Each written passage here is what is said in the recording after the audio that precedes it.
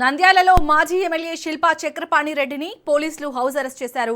TDP MLA Budda Rajasekhar Reddy, YCP నేత శిల్పా చక్రపాణి రెడ్డి మధ్య మాటల యుద్ధం కొనసాగుతుంది.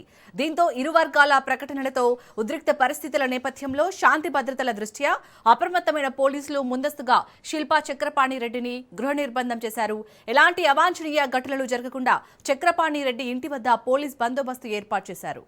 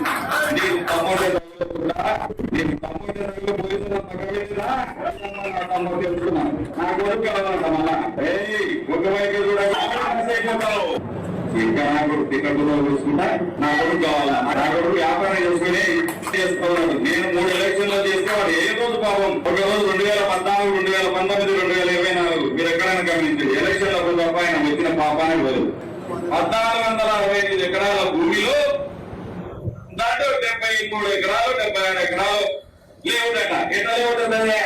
6 ఫ్లాట్లు, 6 ఫ్లాట్లు, 7 ఫ్లాట్లు అది చూపించి యాదవ్ స్థలం ఒకసారి అండి, ఇల్లు మీరు ఇచ్చిన ఫ్లాట్ ఒకసారి అండి. ఎట్లా తెలుస్తాయా? ఎవరికి చెప్పేది? నేను రియల్ ఎస్టేట్ కాబట్టి నాకు తెలుసు. లేదా డ్రామా వేసుకుంటా. నువ్వు ఇచ్చిన ఫ్లాట్లు ఎక్కడా?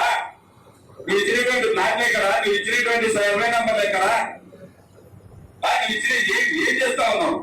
ఆ ఫ్లాట్లు చెల్లుతాయా? ప్రభుత్వంలో మేము ఉన్నాం కాబట్టి తెలియని పాపాలన్నీ కూడా మేము మోయాలి, చేయని తప్పులు మేము మోయాలి. తెలుసా అసలు ఎందుకు వచ్చిందో? ఎవరు చేయించినారు ఈ పని తెలుసా మీకు? ఈ గ్రామం బాగుపడుతుంటే చూసి కళ్ళు ఓరవలేక తప్పుడు పనులు చేయించింది. ఈ రోజు కోర్టు ద్వారా వచ్చిన కార్యక్రమం ఎవరు తెలుసా? శిల్పా చక్రపాణి రెడ్డి, వైఎస్ఆర్ కాంగ్రెస్ పార్టీ. గుర్తుపెట్టుకోండి. నేనేం విమర్శించాలని చెప్పడంగా దాని ప్రూఫ్ కూడా ఇస్తుంది. దాని పైకి నాటకాలు. ఎందుకంటే గ్రామం బాగుపడుతుంది కదా. విధ్వంసమే ఈ వైఎస్ఆర్ కాంగ్రెస్ పార్టీ సిద్ధాంతం. చూడండి ఎవరుతున్నాడు ఆయన.